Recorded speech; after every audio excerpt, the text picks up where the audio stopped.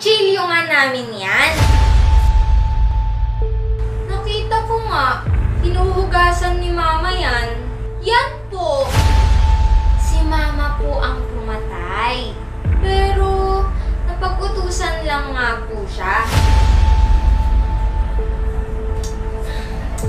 Ni Chairman George! Ang kulit mo!